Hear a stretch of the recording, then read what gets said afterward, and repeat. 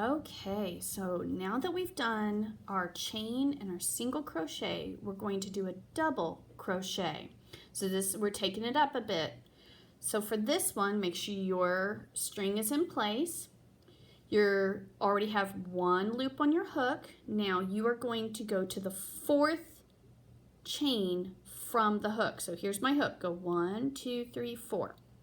So here's what we're going to do. We're going to actually get a loop of yarn. So now I have 2 loops on my hook. Go through the top of my chain.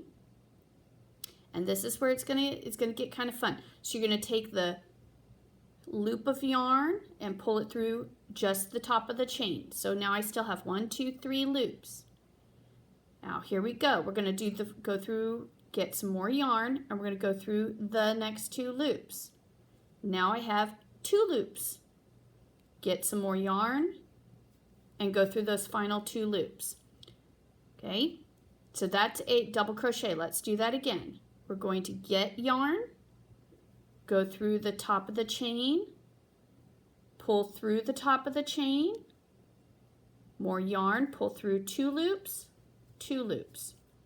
And you're going to do that all the way down your chain.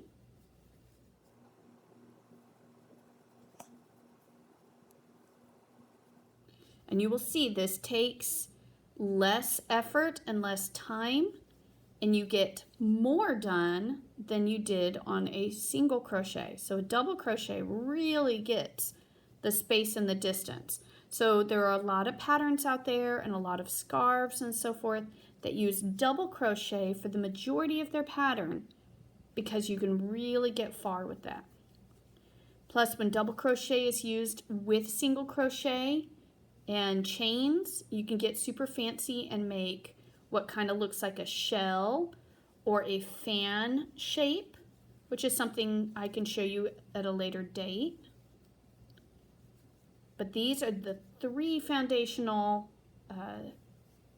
stitches. So learning how to do the single crochet, or first the chain, the single crochet, then the double crochet. If you can learn those 3, you can make pretty much anything. There is a triple crochet. They even have half crochet, half double crochet, half triple crochet. Has all kinds of really cool different things you can do with crocheting once you learn your basics. So after a while, you're going to get good at this. You're going to be able to master your tension and make sure you can always move smoothly. So I'm in my last chain. Okay, so just like the single crochet, I want to move on. So look at that. Doesn't that look cool? So just like the single crochet, if I want to keep going, so like I said, this is great for scarves and blankets and so forth, I'm going to turn it around. So now I'm looking at the back side. I'm going to chain 3. 1, 2, 3. Okay, that begins my next one. So now when I look down, I know that I need to go, again, I can choose to go in the first loop of that, but more often than not, you're asked to go through 2 loops. Okay, so if you remember with the single crochet, when we just go through 1, we end up having this really interesting line go across. But if you don't want that line, go through 2. Oops, sorry. I need to pull, go through. Okay. And after a while, this is going to become second nature to you. Did I do that one correctly? Felt like it didn't. If I do make a mistake, guys, this is how easy it is. I can pull that out, put this back through that last loop, pull it out. It's really easy. So remember, I'm grabbing, going under my V, pulling through once, then 2 and 2.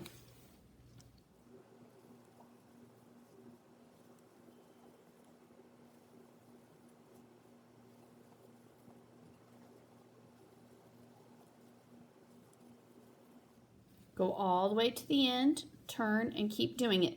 So you want to practice for a couple of rows on this. until you feel like you've mastered it.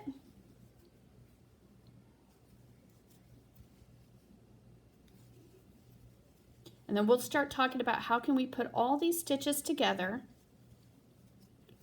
to make something fun.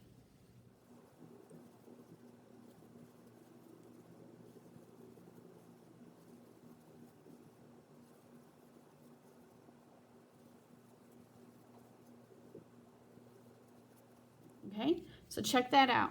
Doesn't that look cool? And you can tell when my tension is looser and when it gets tighter. So you can see that it does change a little bit. So learning how to make it nice and even is a factor. So have fun, and we'll learn the next stitch next time. Aloha!